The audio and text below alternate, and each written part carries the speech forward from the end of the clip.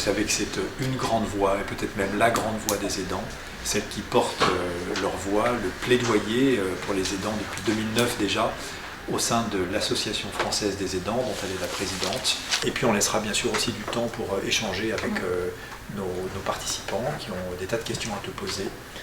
Et donc on te laisse la parole, on te remercie encore. Alors tout le plaisir est pour moi. Sincèrement, je suis très contente d'être là. Je suis toujours très contente d'aller voir les gens d'ailleurs, pour papoter, bavarder, échanger, se raconter des choses. Et c'est vrai que nous avons avec Henri des positions, on discute, on se dit des choses, on a des positions communes et ça c'est important parce que finalement, sans le savoir, le temps est arrivé où on peut parler aussi des aidants de manière extrêmement clivante. Alors on va s'en parler un petit peu plus tard. J'ai envie de démarrer en continuant ce qui vient de se dire. Et sur ce qui vient de se dire, j'ai envie de rebondir pour commencer. Et puis ensuite, je vous dirai un petit peu rapidement ce qu'est l'Association française des aidants. Et puis après, quelques thématiques sur lesquelles, bien évidemment, vous pourrez intervenir. Ça va comme ça. Si vous avez des attentes particulières, ne vous gênez pas de le dire. Comme ça, au moins, vous ne direz pas à la fin « Ah, mais j'attendais ça ». Donc, dites-le rapidement. Je voudrais, par rapport à madame vous êtes aidante et vous nous avez touchés tout à l'heure, et merci de tout ce que vous nous avez confié.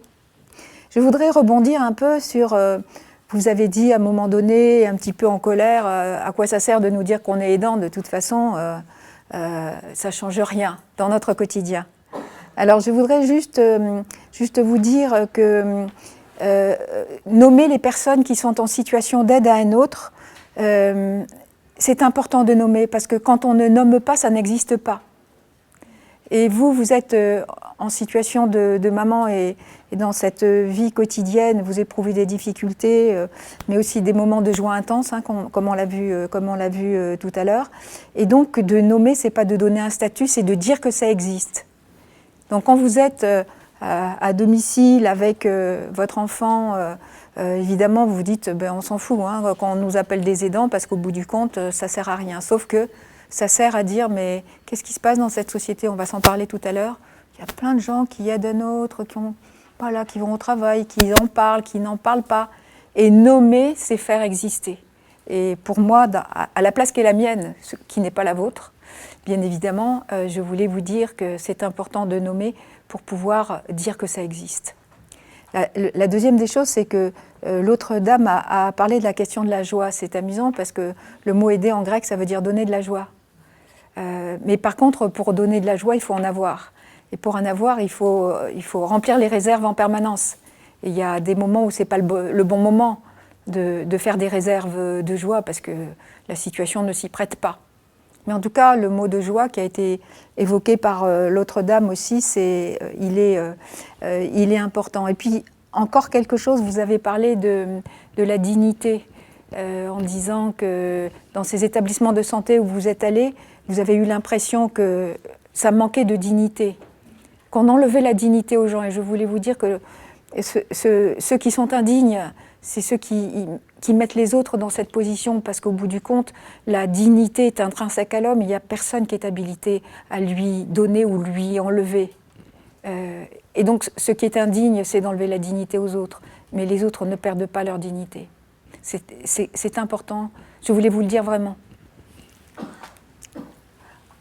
Alors, on va parler de cette question des aidants pendant 1h30, 2 heures, et de se demander ensemble, mais qu'est-ce qui se passe? C'est quoi l'histoire, là, la question des aidants? On n'en parlait jamais, on n'entendait rien, et puis maintenant, on en parle beaucoup et on entend beaucoup. C'est quoi l'histoire? Alors, juste quelques mots pour vous présenter l'Association française des aidants. Elle est née en 2003. Et en 2003, je travaillais à l'UNA, qui est l'Union nationale de l'aide des soins et des services à domicile. Une jeune femme est venue me voir, une journaliste.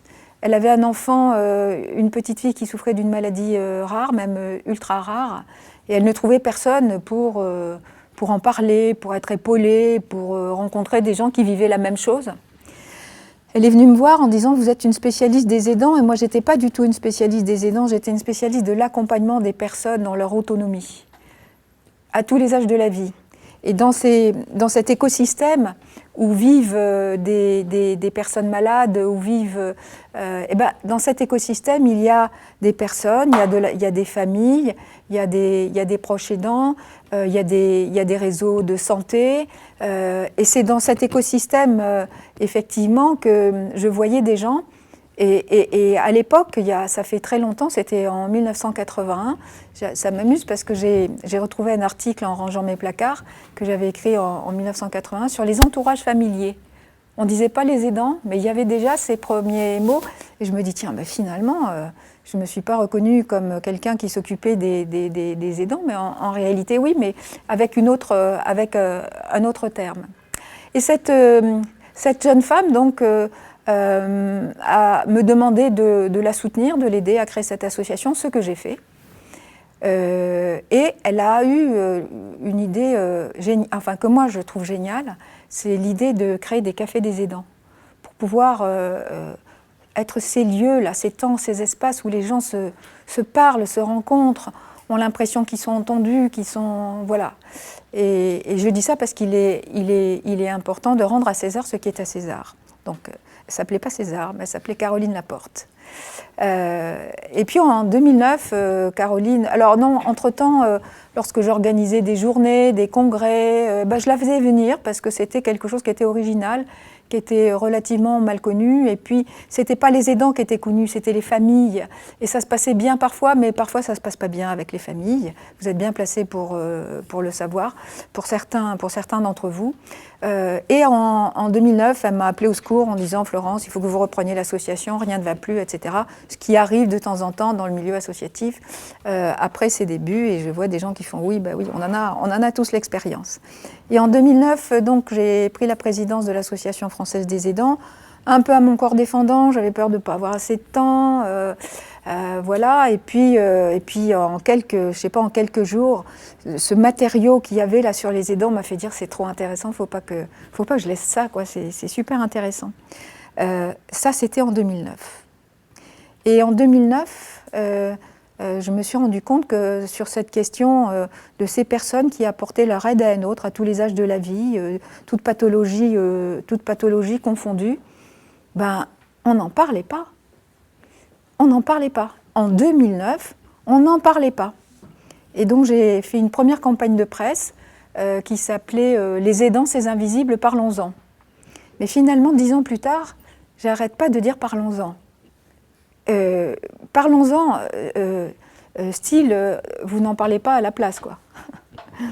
Parce que la dangerosité de mettre une question sociétale comme celle des proches aidants en débat public, il peut y avoir un retour de bâton qui est très difficile. C'est qu'on en parle trop ou on parle à la place. Et la question, c'est pas de parler à la place. La question, au contraire, c'est de permettre la parole de la personne qui est en situation d'aidant, mais aussi de la personne qui est en situation de besoin d'aide. Alors, c'est vrai, tout à l'heure aussi, mesdames, vous aviez l'air embarrassées avec la question de l'aider. Ben oui, l'aider, ça veut dire qu'il y a l'aidant qui est plein d'énergie et puis il y a l'aider qui est, voilà. Ne serait-ce que parce qu'il est aidé et qu'on ne voit pas ce qu'il fait d'autre. Sauf que, voilà, il faut faire attention à ça et c'est ce que nous avons tenté de faire. Entre 2009 et maintenant, les choses se sont passées à toute vitesse. On a parlé des aidants, on en a beaucoup parlé, à bon et à mauvais escient. On va se dire les choses comme ça. Et il y a eu une vague tout à fait importante d'organisations, d'institutions, de start-up, de plein de choses qui se sont montées par rapport aux aidants, qui s'ignorent les unes les autres. Il n'y a pas du tout de coordination de ça. Mais en tout cas, c'est quelque chose qu'on remarque et on est dans une temporalité qui est extrêmement différente de celle qu'on a connue. Alors l'association française a continué son chemin très rapidement. Elle a continué à développer des cafés des aidants avec ses partenaires, c'est-à-dire que nous passons une convention avec des partenaires sur l'ensemble du territoire et c'est eux qui gèrent le café des aidants et on met en place des formations 2 fois par an, des groupes d'analyse de pratique parce qu'on On ne dit pas allez-y, faites des cafés des aidants et on s'en va. C'est pas du tout ça. Mais en même temps, c'est pas nous qui faisons, ce sont des partenaires qui font. Donc aujourd'hui, on a 215 cafés des aidants. Quand je dis le nombre, je me dis oh là là, que de chemin parcouru. 215 cafés des aidants. Alors sur les territoires, je ne peux pas dire sur l'ensemble du territoire, puisqu'avec 215, on ne couvre pas tous les besoins Alors, s'il y a d'autres choses qui existent, nous, on ne s'installe jamais là où il y a quelque chose qui existe déjà. Ça n'a pas de sens. Mais parfois, je me souviens d'une polémique au sein de l'Association française des aidants, parce qu'un adhérent nous disait c'est pas juste, moi j'ai un café des aidants à Saint-Jean-de-Luz et vous voulez en ouvrir un à Oloron-Sainte-Marie, vous me faites de la concurrence. Mon Dieu, vous avez vu les kilomètres qu'il y a entre Oloron-Sainte-Marie et puis le Pays Basque. Donc voilà, il y a des vieux réflexes, mais dans un département comme ça, c'est pas 2 cafés des aidants qu'il faudrait, c'est au moins 6, si on veut être dans des distances qui sont possibles pour les personnes de pouvoir venir, de se rendre au café des aidants. Donc les cafés des aidants qui marchent très bien, pour lesquels nous avons fait une étude d'impact qui nous a plus que confortés, parce qu'elle nous a raconté des choses qu'on n'avait pas imaginées, notamment ce qui m'a le plus touchée, c'est l'entraide qu'il y a entre les aidants quand ils fréquentent les cafés des aidants. De cette vieille dame qui dit « mais le pauvre monsieur qui est à côté de moi, il a un enfant malade et moi je me plains, on est vieux avec mon mari.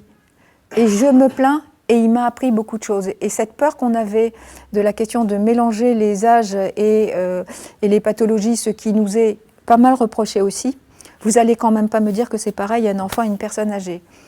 Je ne me souvenais pas du jour où j'avais dit qu'une personne âgée et qu'un enfant, c'était pareil. Mais en tout cas, les problématiques sont de même nature. Quand ça ne va pas bien, quand il faut faire la toilette, quand il faut habiller, quand il faut amener à l'école, quand il faut socialiser, quand il faut que je me repose, ce sont des problématiques qui sont de même nature. Et après, vous imaginez sur le nombre d'aidants. On va en parler tout à l'heure du nombre d'aidants. Il y a de la place, et beaucoup de place encore pour tout le monde. Voilà, pour l'Association française des aidants, nous faisons aussi des formations des aidants. Et les formations des aidants, ça n'est pas du tout pour leur apprendre à lever, à mettre à la douche, à habiller, à faire la toilette. C'est pas du tout pour ça. C'est pour prendre les aidants par le petit bout de la main. On tire le fil de la pelote, parce que c'est une pelote, hein. Cette complexité, ces dossiers MDPH. La ministre nous a promis qu'il n'y aurait plus de complexité administrative. Donc on va ouvrir les yeux en grand, parce que c'est la première mesure la plus importante, hein. Et donc cette formation elle permet aux gens, à l'issue du processus de formation, qu'on fait aussi en ligne pour tous les gens qui travaillent et qui n'ont pas le temps de dégager du temps pour aller à la formation, pour leur permettre à l'issue du parcours de regarder les conditions dans lesquelles, ou pas, ils peuvent s'autodéterminer, récupérer leur capacité à agir pour déterminer la manière dont ils souhaitent, la quantité et la qualité de l'aide qu'ils souhaitent apporter. Et il vaut mieux faire ce travail en amont. Quand on ne fait pas ce travail en amont, il peut y avoir des incidents très péjoratifs quand on n'a pas choisi. Quand les gens disent « j'ai pas choisi, ça m'a été imposé, je ne peux pas faire autrement », là on se dit il faut qu'on s'en parle de ça aussi. Et cette formation elle permet aux gens de ressentir à nouveau qu'ils sont des citoyens libres d'affronter, et y compris d'affronter la famille, et y compris d'affronter les voisins, parce qu'il y a toujours des gens qui savent mieux et qui donnent leur avis en permanence. Ben oui, chacun fait ce qu'il a à faire, et il faut aider les gens alors les gens disent récupérer, parce que finalement ils n'avaient pas choisi, mais leur capacité à agir, ça c'est quelque chose d'important. Puis voilà, on fait de la formation aussi de la formation professionnelle. Les relations entre les proches aidants et les intervenants professionnels ne se passent pas toujours bien, parce qu'il y a des conflits de place. Il y a des conflits d'incompréhension de qui est qui et de qui fait quoi. Il y a des conflits parce qu'on ne s'identifie pas à l'autre pour ce que l'on est. Si je suis la fille, je suis la fille, j'ai des compétences, je sais ce que je veux, mais je demande à quelqu'un de venir m'aider. Et donc, j'ai besoin aussi d'identifier l'autre, et l'autre a besoin de s'identifier vis-à-vis de moi. Quand on ne le fait pas, on sait qu'on risque de prendre une sacrée tempête. En tout cas, on essaye aussi de se mettre dans des positions de prévention. Alors les aidants, si on s'en parlait un petit peu, Vous savez combien ils sont, les aidants? Combien il y en a? 8 millions. Ouais? C'est tout? Il n'y a pas de surenchère? Alors aujourd'hui, le 8 millions 3 exactement est un chiffre qui vient de l'adresse, de l'action sociale. C'est un chiffre officiel, mais malheureusement, il n'a pas bougé depuis 10 ans. On est à peu près certain que depuis 10 ans, les choses ont bougé davantage. Alors du coup, on l'utilise encore, mais il y a un autre chiffre qui est sorti, qui est le chiffre de 11 millions d'aidants. Et lui, c'est un chiffre qui a été mis en place par un cabinet, je ne sais plus comment on appelle ces cabinets, et à la demande d'un groupe de protection sociale. Et donc là, c'est 11 millions. Donc nous, on dit 8 millions 3, 11 millions. Les 11 millions, ils n'ont pas été calculés de la même manière que les 8 millions 3, mais au bout du compte, ce n'est pas très important aujourd'hui de pouvoir avoir absolument le chiffre officiel. Ce n'est pas très important. Quelques caractéristiques de ces 8 à 11 millions. La moitié sont des aidants de personnes âgées. C'est beaucoup. Et également, la moitié est en activité professionnelle. Et ça, on va s'en parler. Parce que c'est important. Quand Madame disait tout à l'heure qu'elle travaillait, on a fait une enquête il y a 2 ans au niveau de l'Association française des aidants, et par rapport à l'activité professionnelle, les proches aidants qui ont répondu en grand nombre aux questionnaires qu'on leur a envoyés, ils disent « mais surtout ne nous enlevez pas le travail, arrêtez de dire « cette femme a été obligée de s'arrêter de travailler pour s'occuper de son enfant parce que sinon elle est enfermée ». Et quand on n'a pas de travail, on fait comment pour vivre ? On fait comment pour faire pour les fins de mois? Quand on n'a pas de travail et qu'on reste dans ces huis clos, dans la maison, derrière les murs, derrière les portes fermées, éloigné de la scène sociale, eh ben, on n'est plus des êtres de relation, des êtres qui se sentent en utilité. Et nous, c'est vrai qu'on pousse beaucoup les gens à réfléchir, à regarder si c'est possible pour eux de reprendre l'activité professionnelle à chaque fois qu'ils le disent en tant que tel. Souvent c'est difficile parce que les proches qualifient pour des hommes et des femmes qui ont des enfants ou plus que ça en difficulté. Il y a un regard social qui est très très important. Je connais une jeune maman qui m'a dit je voudrais reprendre mon travail, ça fait 2 ans, je sens que si je ne le reprends pas, je ne le reprendrai jamais, et si je ne le reprends jamais, je vais rester toute seule à la maison toute la journée, c'est moi qui vais m'occuper de la respiration, qui vais m'occuper de la kinésithérapie, etc. Et je sens que ça ne va pas aller bien dans mon couple. Donc je voudrais, en même temps c'est difficile, j'ai peur de m'éloigner de mon enfant, ben voilà. Je lui dis écoutez, allez voir votre employeur, les employeurs peuvent être aussi très sympas, écoutants. Ils peuvent aussi trouver des solutions, ce que son employeur a fait. Et quand je l'ai revue, elle m'a dit « Vous avez raison, mon employeur a été super ». Je dis « Ah bon, vous avez déjà commencé, vous êtes contente ?» Elle dit « Non, je n'ai pas pu. » Et pourquoi ? Parce que mes beaux-parents m'ont fait savoir qu'ils ne le supporteraient pas si je recommençais à travailler. Je vous dis que ça, j'en ai plein ma besace, j'en ai plein mon cartable, j'en ai plein, des choses comme ça. Ou des gens qui sont... une femme que je connais bien, qui est vraiment une femme formidable, elle est membre du conseil municipal dans un petit village.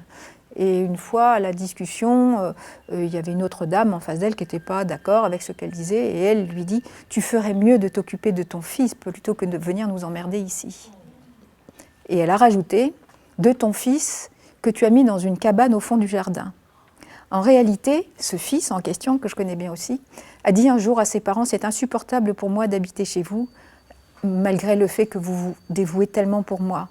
Mais moi, mes intervenants professionnels, ils rentrent, ils sortent, y a des amis qui viennent me voir, on traverse le salon, où vous êtes là, où vous mangez à la salle à manger.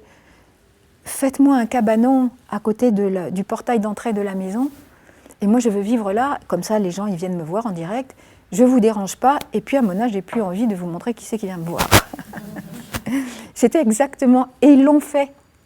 Et c'était très injuste que cette femme se fasse épingler comme ça. Et malgré la force qu'elle a, cette femme, avec cet enfant malade, malgré cette force, elle a vacillé quand on lui a dit ça, avec cette violence-là, parce que ça fait vaciller. Parce que c'est dégueulasse, tout simplement. Voilà. En tout cas, les choses ne s'arrangent pas du côté de la morale. Les choses ne s'arrangent pas du côté de l'assignation aidée. On va parler un tout petit peu plus tard justement de ces ambivalences. Si vous avez envie de parler à un moment donné, de m'arrêter, n'hésitez pas à le faire. Aujourd'hui, moi je vous dis, vous n'êtes pas obligé de me croire, mais que si aujourd'hui on dénombre entre 8 et 11 millions de gens, ce qu'on n'avait pas vu venir, il va y en avoir encore plus après. Et est-ce que vous savez pourquoi il va y en avoir encore plus? Le baby-boom. Alors, qu'est-ce que vous entendez par vieillissement de la population? On va vivre plus longtemps. Alors voilà, c'est la longévité. Alors, il y a l'espérance de vie qui s'allonge, c'est-à-dire qu'on est dans un contexte de longévité. Alors, ce n'est pas tellement le vieillissement de la population, c'est le fait que on a aujourd'hui des nonagénaires et des centenaires plein, qui vont très bien. Il y a quelqu'un qui m'a dit l'autre jour, c'est étonnant, ils vont bien. Je dis, oui, mais sinon ils seraient déjà morts s'ils n'allaient pas bien. Ils vont bien, ils ne font pas parler d'eux, ils s'occupent. Et dans la population des plus âgés, il y en a 20% qui sont en difficulté. Et plus ça s'allonge, et plus il y a difficulté. Mais à un moment donné, s'il y a trop de difficultés, il y a décès.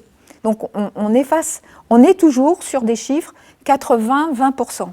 Alors ça, c'est des pourcentages, mais derrière les pourcentages, il y a des nombres, donc il y a plus de personnes. Et puis, il y a la prévalence des maladies chroniques invalidantes, et ça, on ne l'avait pas vu venir, et là, ça explose un petit peu. Moi, je me souviens, il y a une quinzaine d'années, on commençait à regarder les courbes démographiques en disant, tiens, il y a quelque chose qui se passe là. On n'a rien vu venir. Puis là, ça s'est beaucoup accéléré. Tous les gens qu'on a autour de nous qui ont un accident vasculaire cérébral, un infarctus, un accident de la route, un accident de moto, dont je parle tout le temps parce que mon mari est motard et que j'y pense aussi beaucoup, on continue à vivre avec les séquelles handicapantes de la maladie. Et j'ai oublié le cancer. Bien évidemment, le cancer qui, dans bien des situations, on dit « Ah, j'ai eu un cancer du sein, j'ai eu un cancer des os ». Ben non, c'est un cancer, une maladie chronique, et puis ça se déclenche à tel endroit, parfois plusieurs fois dans la vie. Et donc, toute cette chronicité, et puis il y a également que chez les jeunes enfants qui naissent avec de graves difficultés, j'ai travaillé à l'FM Téléthon avant de prendre ma retraite et il y avait des parents qui disaient mais les médecins nous ont dit arrêtez-vous de travailler, restez avec l'enfant, il en a pour quelques semaines ou quelques mois. Ah oui mais non. L'espérance de vie a augmenté de façon considérable et ce n'était pas quelques semaines, quelques mois, c'était beaucoup d'années.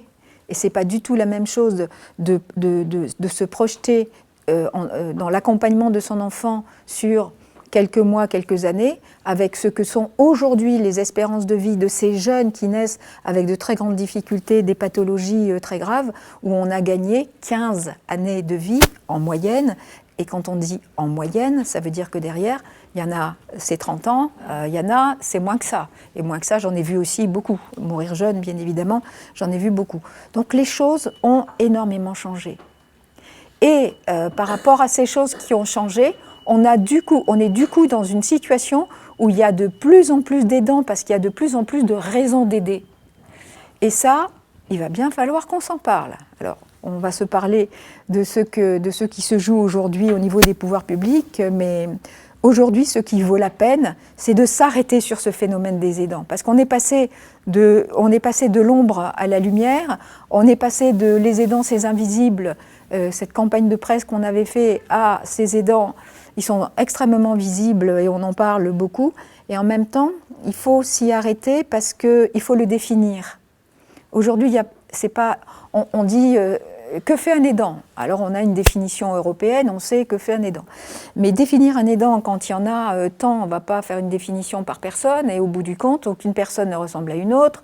Et il y a des petites cases où il y a des gens qui se regroupent parce qu'ils ont des caractéristiques communes, mais pour autant, ça nous raconte pas grand-chose. En tout cas, il faut, je redis l'importance que ça a de nommer, de dire aux gens, ça vous est égal, mais ce que vous faites, ça s'appelle aujourd'hui des aidants. Certes, c'est les professionnels qui ont inventé ce mot, mais il a contribué largement à donner à la connaissance de tout le monde ce phénomène incroyable de tous ces aidants qui entrent dans une relation d'aide à une autre personne de sa famille, de ses amis, de ses voisins, puisqu'il y a aussi 20% des aidants qui sont des amis ou des voisins. Alors, nommer, c'est bien, définir, c'est bien, repérer aussi la situation des aidants. Je vous ai donné quelques éléments de ce qui peut être très assignant pour les aidants, si les autres décident à leur place que c'est ainsi qu'il faut agir. Et ça reste très, très vivace. Ça reste très très vivace. Dans une campagne très lointaine où nous avions 2 cafés des aidants mis en place par une intercommunalité, la présidente m'a appelée en disant « Madame Leduc, on est obligé d'arrêter les cafés des aidants parce que les gens se connaissent dans les villages de l'intercommunalité et tout le monde va raconter aux autres ce qui s'est dit pendant le café ». Éthiquement parlant, c'est vraiment nul, mais c'est la réalité. Et les gens ne veulent pas forcément cette exposition. De même que quand on travaille avec des entreprises, pour que les entreprises prennent conscience qu'il y a dans leur personnel des gens qui sont des aidants, et que une des solutions qui est proposée, c'est de faire des cafés des aidants, on fait en inter-entreprise pour que les gens ne se connaissent pas. Parce qu'il y a une crainte très très forte de la part de certains aidants, on dit toujours les aidants, hein, mais c'est certains aidants à chaque fois, justement d'être dans quelque chose qu'ils ne veulent pas. Ils ne veulent pas que les autres entendent ce qu'ils vivent, ils ne veulent pas qu'on voit leurs émotions, ils ont peur d'être discriminés parce qu'ils sont aidants, de dire qu'ils travaillent moins bien, qu'ils travaillent moins vite, qu'ils prennent plein de congés payés, qu'ils n'ont pas la forme. Ce qui n'est pas une vérité, c'est une rumeur, mais ce n'est pas une vérité. A contrario, quand les aidants sont encouragés à travailler avec la mise en place de dispositifs d'aide, de soins, de services à domicile, etc., pour la personne qu'ils accompagnent, et qu'ils arrivent à concilier, ils ont conscience que l'entreprise leur permet ça. Et cette permission que l'entreprise donne aux gens d'être aussi aidants leur donne un sentiment d'appropriation plus fort à l'entreprise, et le travail qu'ils y font n'a rien à envier à ceux qui ne sont pas en situation d'aidant. Par reconnaissance, ils sont performants. Oui. Et ils sont également performants parce qu'ils ont l'habitude de se débrouiller. Ils ont pris l'habitude de se dépatouiller. Alors, statistique et statistique, vous voyez, tout ce qu'on peut on peut se raconter des choses qui sont diamétralement opposées. Et voilà, c'est intéressant, c'est la vie. Hein. Sinon, ça ne serait pas drôle. S'y arrêter aussi sur cette question des aidants parce qu'il met en danger parfois les équilibres familiaux, qui plus est peuvent être fragilisés déjà par la monoparentalité, par d'autres choses comme ça. Et ça, c'est un souci. Qu'effectivement les aidants se trouvent dans une situation difficile parce que tout se brouille, tout s'inverse, les rôles s'inversent. Regardez, quelque chose de très intéressant.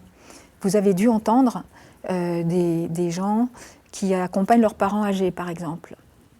Et je vais dire souvent, parce que je crois que c'est souvent, entendu les gens dire on devient les parents de ses parents. Moi, je dis, non, on reste les enfants. Et si je me représente ce que ça signifie d'être parent de son parent, j'imagine mon père m'appelant maman. C'est aussi absurde que ça. Et quand on a ce sentiment d'être parent de ses parents, imaginez la confusion que ça peut engendrer, imaginez ce qui se joue au niveau de la généalogie, de cette inversion des choses, de cette inversion des genres. Et j'ai vu ces gens j'ai vu ces gens souffrir, d'être dans une situation où ils se sentaient devenir parents de leurs parents. Sauf que, bon voilà, moi je leur disais, il y a toute l'attitude pour revenir à votre juste place, qui est d'être juste l'enfant de vos parents. Et vous êtes un enfant assez cool, puisque vous aidez vos parents dans les gestes de la vie quotidienne, dans les factures, dans la maladie, etc. Et voilà, ces équilibres aussi peuvent être très très fragilisés par cette question des représentations qu'on peut avoir de ces phénomènes. Alors les aidants, tous ces nouveaux visibles, ces 11 millions de gens, où est-ce qu'ils étaient? Où est-ce qu'ils étaient quand on n'en parlait pas? Ben, ils étaient en famille. Ils étaient chez eux, ils étaient en famille. On nous vante souvent le modèle de la famille plutôt en zone rurale où on cohabitait avec les parents et que c'était bien, que c'était beau et que maintenant c'est plus pareil. Non, c'est plus pareil, mais c'est pas pour autant que les proches n'aident pas.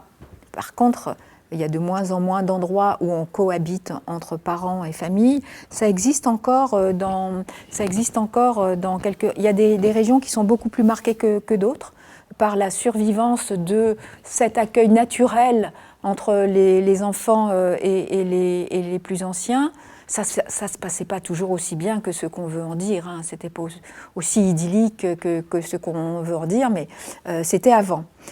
Alors, il y a une sociologue que j'admire beaucoup, qui a fait un travail formidable de repérer dans les régions de France quels étaient les endroits où il y avait le plus de cohabitation entre les enfants et les parents.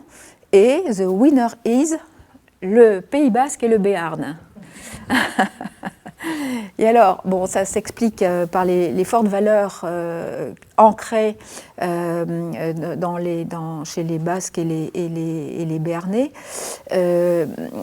C'est très fort, hein. Je ne sais pas s'il y en a parmi vous qui connaissent ou qui sont issus la question des valeurs fortes. Il y a de l'espace et il y a des très très grandes maisons. Alors, il y a d'autres régions de France, par exemple, dans les Hauts-de-France, ça ne se passe pas de la même manière. Donc, c'est les positions sont très variées.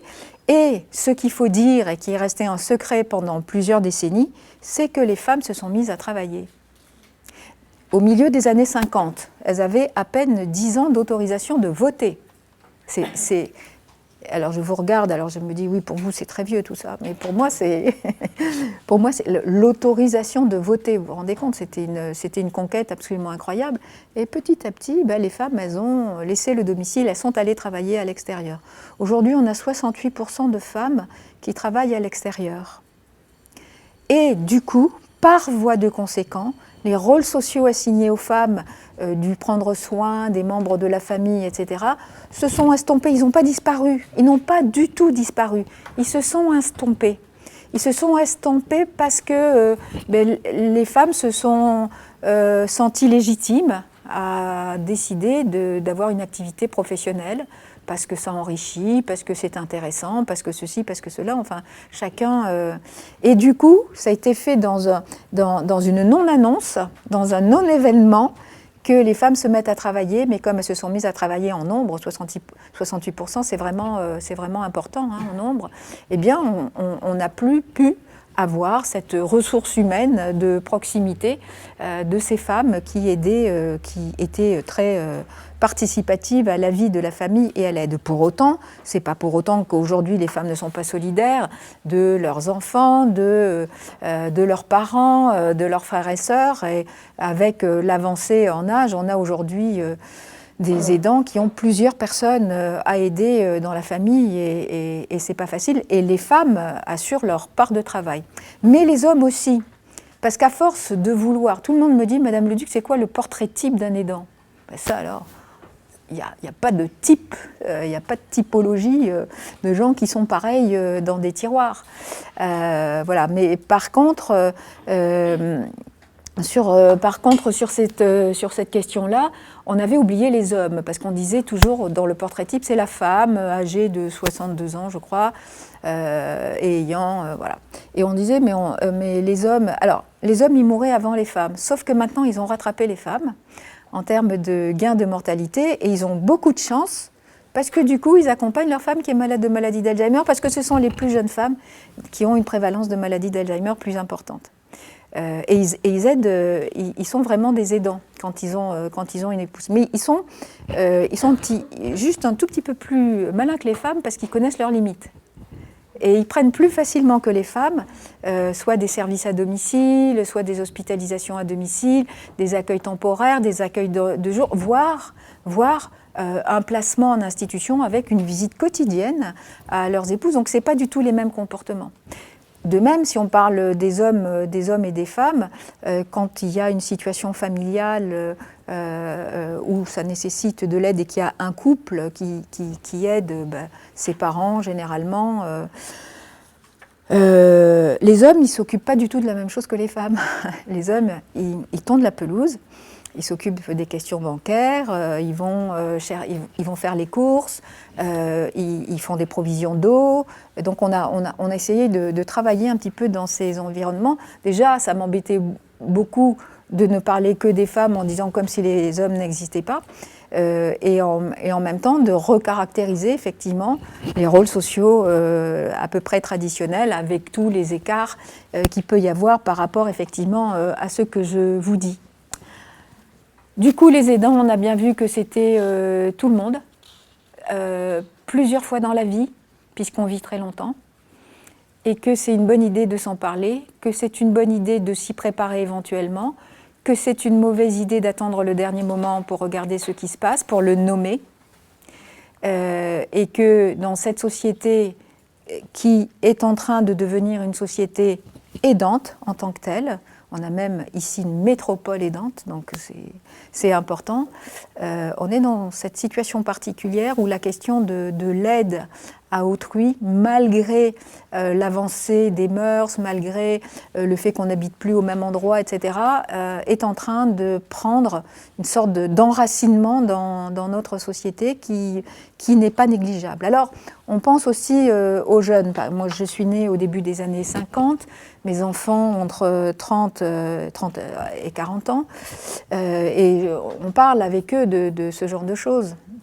Puis ils ont plein d'amis qui viennent tout le temps, qui viennent encore chez nous malgré leur âge. et on en parle de ça et ils disent mais on ne laissera jamais tomber nos parents. Mais on ne va pas venir faire la toilette tous les matins. On ne va pas venir... on va acheter des prestations pour s'occuper de l'entretien de la maison, pour s'occuper du corps de nos parents, avec des gens qui savent le faire. Parce que moi, je ne sais pas le faire. Et puis vient en première scène cette terrible question qui se parle tout le temps avec une souffrance très forte de la part des gens, c'est la toilette intime. C'est la toilette intime. Je fais la toilette intime de mon parent. Une dame qui me disait l'autre jour, oui mais moi je suis la fille, je le fais à ma mère, c'est pas pareil. C'est pareil. La question de rentrer dans l'intimité de l'autre par les gestes de la toilette est quelque chose qui fait souffrir profondément l'aidant qui le fait et qui fait souffrir profondément la personne qui reçoit cette aide, qui n'a pas beaucoup de liberté de dire quelque chose, parce que quand on est aidé, autant qu'on l'est aidé par des aidants dévoués, très dévoués, on a une dette. Et quand on est endetté comme ça, on ne se donne plus la parole, la liberté de dire je n'en veux pas autant. Et je dis ça parce que dans mon dernier travail à la FM Téléthon, j'avais des groupes d'adolescents. Et eux, ils m'ont dit, on vous en supplie, Madame le Duc, dites à nos parents que nous, on veut récupérer des intervenants professionnels parce qu'on est des adolescents, on n'a pas envie, on a de la pudeur aussi, c'est pas parce qu'on est malade, on a de la pudeur et on ne veut pas que ce soit nos parents. Ça m'a beaucoup touchée. Des hommes aussi qui, très lourdement handicapés, qui disaient « ma femme est devenue mon infirmière, mais moi je veux récupérer mon épouse ». Et ces hommes pleuraient et disaient « elle ne veut rien entendre ». Parce qu'elle pense que personne d'autre qu'elle ne fera aussi bien. Je dis, mais surtout, vous l'encouragez. Vous dites, personne que toi ne t'arrivera à la cheville. Mais il y a des gens dont c'est le métier, et puis ça va te libérer un peu. C'est aussi d'être dans cette relation. Parfois, il n'y a plus de relation tellement c'est difficile. mais de réinventer quelque chose de l'ordre de la rencontre, de s'en parler, parce que les gens disent on se parle de moins en moins. C'est pour ça qu'on les fait réfléchir pour savoir ceux qui veulent et ceux qui peuvent. Je pense à cette dame qui nous disait « Je suis très triste parce que j'adorais danser et mon mari a une sclérose latérale amyotrophique et ça ne va pas être possible et j'ose pas aller danser pendant qu'il est, lui, cloué à la maison. » Et je dis « Mais par les lions ?» Et son mari lui répond « Mais j'aimerais mieux que tu ailles danser et que tu sois joyeuse plutôt que de faire la tête quand tu rentres. » Donc elle a repris les cours de danse et un jour elle arrive avec une robe rouge magnifique, elle ouvre la porte et elle dit « Je suis une aidante émancipée de l'Association française des aidants ». Donc maintenant on dit « Bon, on va passer à l'émancipation ». Et cette dame et ce monsieur m'a écrit pour me remercier d'avoir encouragé son épouse parce qu'il dit qu'elle est tellement plus joyeuse maintenant que lui est beaucoup plus heureux de la voir comme ça. C'est des petits témoignages, mais bon voilà, on se dit... Des fois, on cherche des grands sujets, des grands trucs, mais ici et maintenant, là où on vit les uns et les autres, comment est-ce qu'on peut faire pour améliorer cette vie quotidienne qui est déjà difficile, qui peut être lourde, qui peut être le fardeau, qui peut être le poids, qui peut être tous les mots que disent les gens, qui peut être on n'a rien demandé, c'est arrivé comme ça, on n'a pas le choix. Allez, on essaye de... En tout cas, nous, on dit on essaye de récupérer... Il y a des gens qui veulent enfermer les aidants à la maison en disant il faut qu'ils restent à la maison et on les paye, ils vont cotiser, puis ils auront des retraites. Ah oui, d'accord, mais à quel prix ? Est-ce qu'on ne peut pas faire moite-moite ? Est-ce qu'on ne peut pas négocier un petit peu ? C'est pas... Oui, il faut un statut. Ah ben, si c'est pour leur donner encore plus d'obligations que celles qu'ils ont déjà, merci bien, quoi. Un statut, c'est des droits et des obligations. Et quand on va commencer à regarder, par exemple, il y a des départements qui ont commencé à faire la chose suivante. Alors, que ce soit MDPH, Maison départementale des personnes handicapées, enfin je pense que vous connaissez tous les sigles, que ce soit allocation personnalisée à l'autonomie, il y a des départements qui viennent, par exemple pour l'allocation personnalisée à l'autonomie, qui font l'évaluation de la situation de la personne, qui déterminent un plan d'aide avec un nombre d'heures d'intervention pour tel ou tel sujet, et ensuite ils demandent au proche aidant qui est là, qui est très dévoué, qui montre tous les papiers et trucs, à combien d'heures vous estimez que vous faites ? Alors très gentiment, l'aidant se met à disposition en disant « je fais au moins 12 heures par semaine ». Hop, il les enlève du décompte. C'est QFD. Tu veux un statut ? Ben voilà. Voilà. C'est pas bien hein, de faire ça. Alors j'ai commencé à dénoncer, j'ai pas donné les noms encore des départements, je leur laisse la liberté de revenir en arrière. Alors, aujourd'hui, on parle beaucoup d'aider les aidants. L'aide aux aidants. Alors, voilà. Il ne faut pas se méfier de tout, mais il faut faire attention quand même.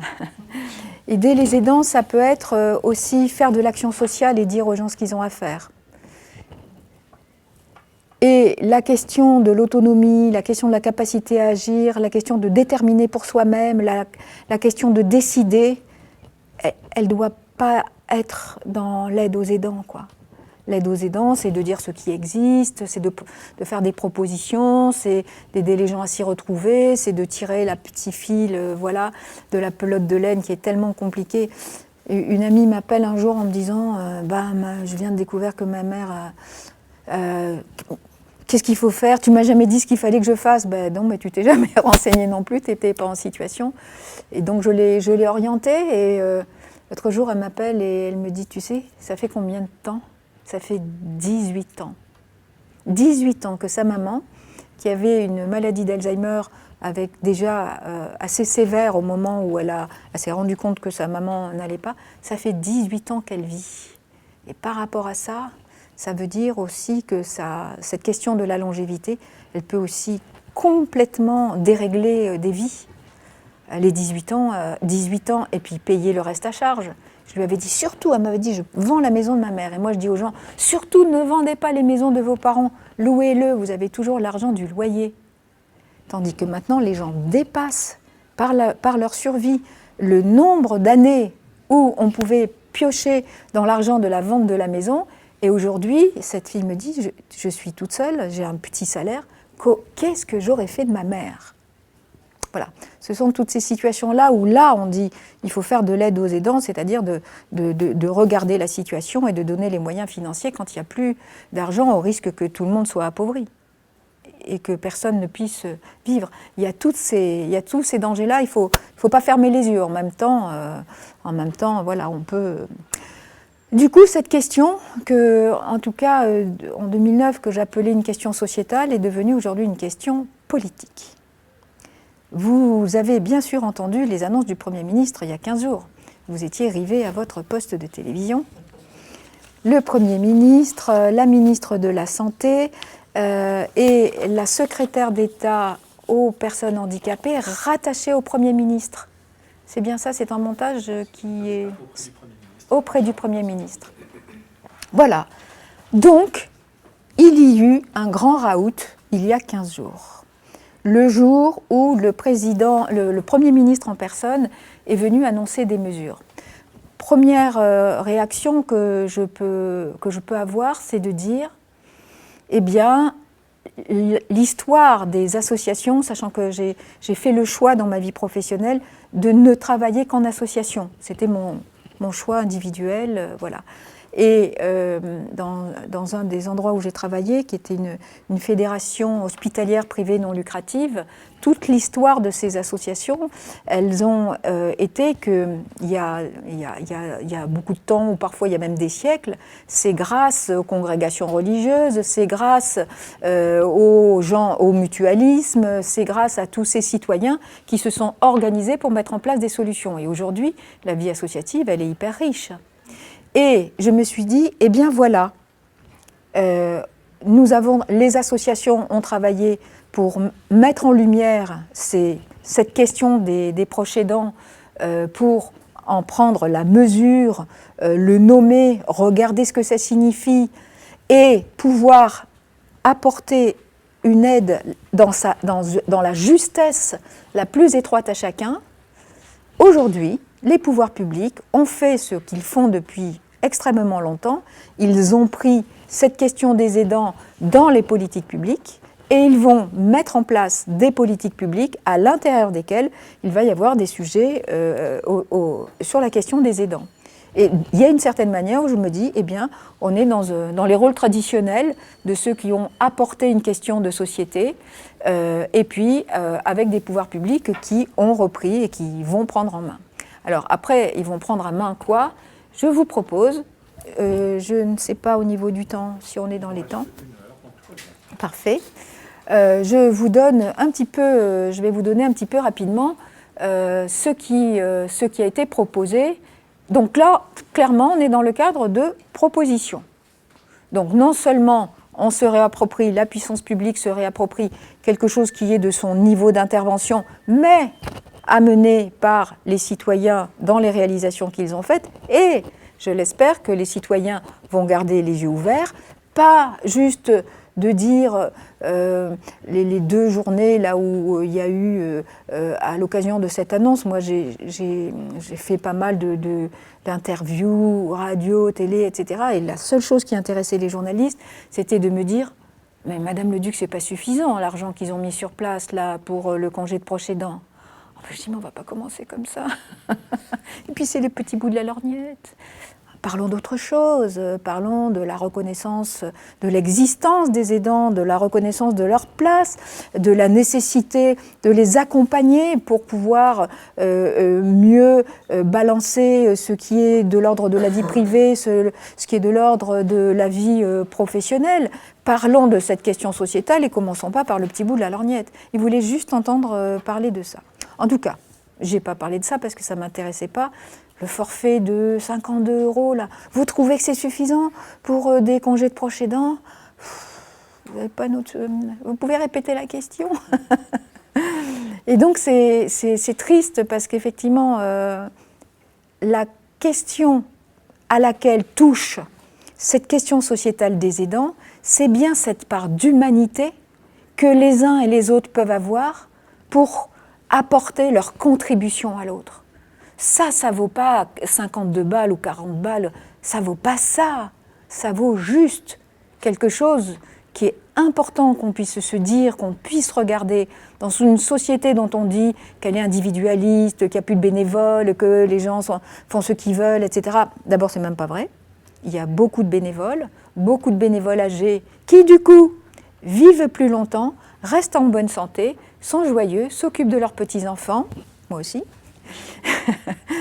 et aiment la bonne chair, aiment le bon vin, c'est mentionné aussi dans les enquêtes, et on voit toujours les côtés qui ne vont pas. Sur la question des aidants, moi je continue dans les rencontres que je peux faire avec les gens qui sont en situation d'aidant ou qui l'ont été, la personne est décédée, ou je suis toujours extrêmement émue de cette manière que chacun d'entre nous peut avoir à un moment donné, d'aller au-delà de ce qu'il peut penser de lui-même pour se mettre à disposition de l'autre. On est véritablement dans quelque chose que moi j'appelle une contribution humaine à l'humanité.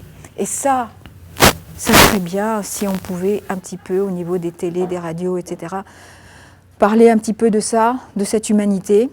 On parle beaucoup des 21% de gens qui aujourd'hui sont en grande souffrance du fait de l'aide qu'ils apportent à l'autre parce que c'est complexe, parce qu'on a entendu 3 témoignages tout à l'heure. C'est ça la vraie vie, c'est ça la réalité.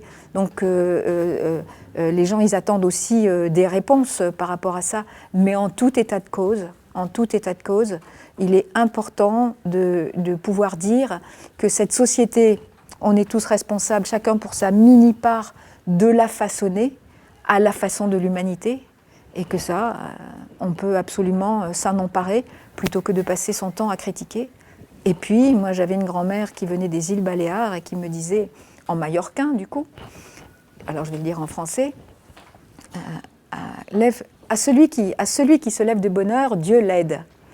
Et je pense qu'effectivement, de temps en temps, des petites choses comme ça sont aussi de nous rappeler qu'on a la possibilité de faire évoluer les choses dans le bon sens, qu'on est libre.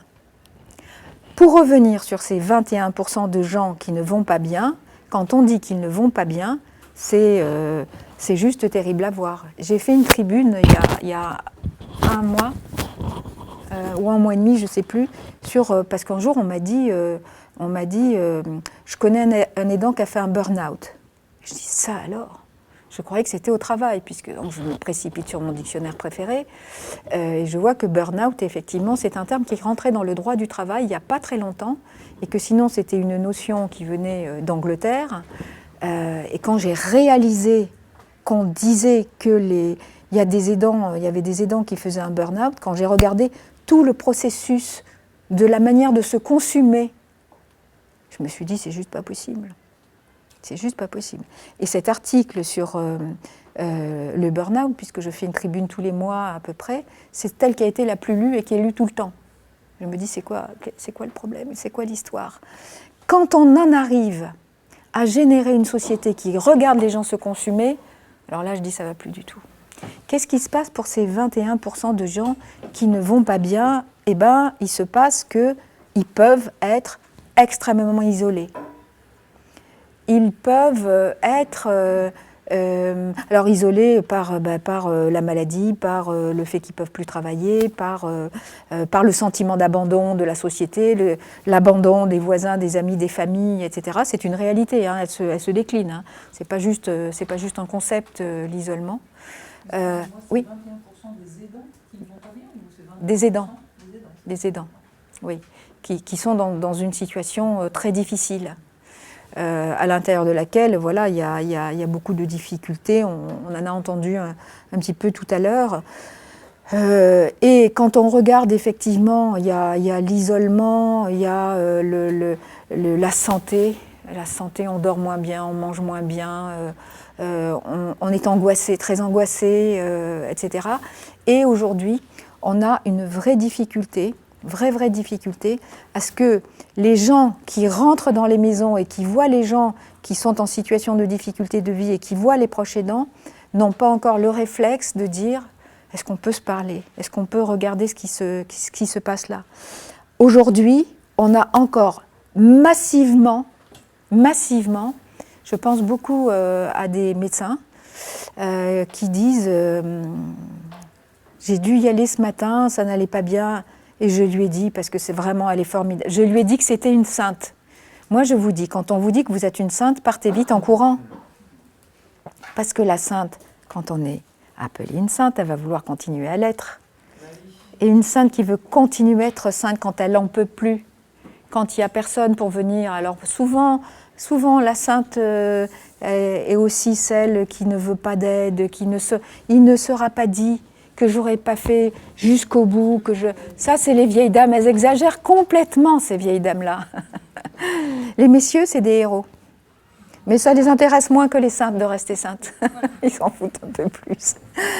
Et c'est vrai que quand on regarde l'effet que peut avoir, on a fait une enquête il y a peu de temps, on est allé voir des aidants chez eux, en demandant quelles étaient les relations qu'ils avaient avec les intervenants professionnels qui intervenaient chez eux. On est allé voir les intervenants professionnels pour dire comment ça se passait avec les aidants, et on est allé voir les conseils départementaux et les ARS. C'était très amusant parce que par rapport à une question donnée, il y avait 3 versions différentes, complètement différentes. Les aidants, ils ont de l'humour là dans cette. Moi, j'ai bien ri quand même en regardant leurs questions. On dit mais voilà, est-ce que les intervenants professionnels, quand ils ont fait, parce qu'ils peuvent venir pour faire les soins, essentiellement pour les soins, la toilette, les soins, est-ce qu'ils s'occupent de vous? Ah, mais ils sont gentils, hein. Ils sont gentils, ils viennent en courant parce qu'ils ont beaucoup de travail, ils nous disent j'ai pas beaucoup de temps, j'ai quelqu'un derrière, ils nous le disent. Et puis ils passent, et puis ils nous voient là, au revoir, et puis ils sortent, et puis quand même tout d'un coup ils se rendent compte qu'il y a quelque chose qui va pas. Ils mettent le pied dans la porte, ils passent la tête et ils disent « Et surtout, prenez bien soin de vous hein !» Et ils s'en vont à courant. Et donc voilà, il y a ces mécanismes qui sont là, qui sont difficiles à dépasser, qui font qu'il y a des gens, je parlais des vieilles dames, mais je parle aussi des mamans, à qui on dit souvent il faut rester à la maison pour s'occuper de votre enfant. Parce que quoi ? Parce que j'ai vu une dame l'autre jour dans une conférence à Neuilly, elle me dit « Madame, quand mon père a été très malade, à l'hôpital, ils m'ont dit, l'assistante sociale, je suis allée la voir, elle m'a dit « Ah mais il n'y a rien pour votre père, il faut le laisser à la maison et vous arrêtez de travailler pour vous occuper de lui. » Je dis « alors j'ai arrêté de travailler, mais ça fait 6 mois, mais je touche rien, j'arrive plus à payer mon loyer. » Je dis « Mais on vous a promis de vous donner quoi comme argent ?» Elle me dit « Mais c'est ce que j'ai compris, puisqu'elle m'a dit d'arrêter de travailler. » Voilà, enfin bon. Et donc du coup aujourd'hui, sur cette question des aidants, il faut, c'est pas blanc ou noir, c'est pas, c'est bien, c'est mal, c'est pas, on n'est pas là pour qualifier, on n'est pas là pour assigner, on n'est pas là. Mais il y a des vrais sujets sur lesquels il faut y regarder à 2 fois.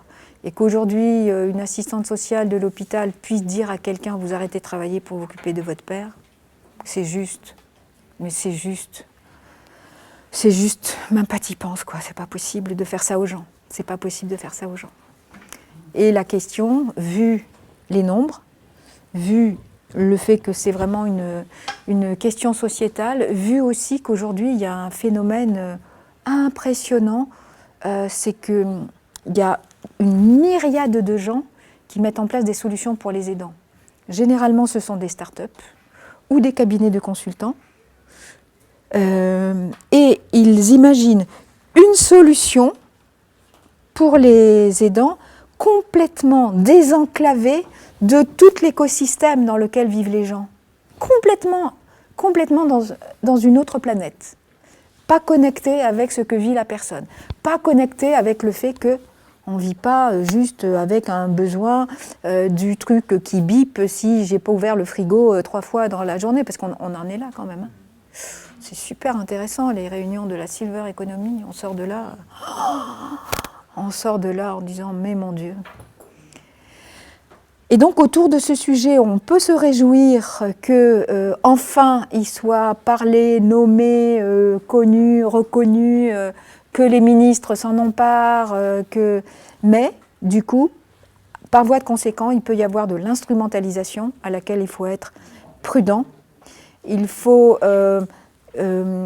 quand on est concerné ou que ses proches sont concernés, vraiment proposer aux gens de réfléchir sur la quantité et la qualité d'aide qui sont en situation de pouvoir fournir à l'autre. Et non, il n'y a pas de débat si quelqu'un dit « je ne peux pas, je vais faire venir les services qu'il faut, etc. » Moi, je ne peux pas. Je ne peux pas enlever les bas varices, faire les soins d'ulcères variqueux. Eh bien non, ce n'est pas votre métier, donc vous avez le droit de penser que vous ne pouvez pas. Oui, mais ma famille me dit, tu es à côté, tu vas quand même pas payer l'aide à domicile, ça coûte cher, machin, tu vas le faire toi-même. Il faut enlever toutes ces pressions. La pression est plus maléfique que tout le souci qu'on peut avoir pour l'autre. La pression de ceux qui ne font pas. Alors il y a des fratries. Il y a 2 catégories de fratries. Les qui ne s'entendent pas, et c'est une catastrophe, et les qui s'entendent bien, et ça c'est génial. Donc il faut aussi favoriser, parler, faire de la médiation quand on ne s'entend pas. Il ne faut pas rester en conflit quand on ne s'entend pas avec les frères et sœurs, quand il y a une situation, une sœur qui a un enfant malade, ou tous les malheurs de la vie, toutes les maladies de la vie, toutes ces maladies qui font qu'on est miné dans notre vie, mais il faut parler. Et si on ne s'entend pas, il faut prendre Aujourd'hui, il y a des gens qui s'appellent les médiateurs, que vous devez connaître dans vos activités professionnelles, qui font des merveilles.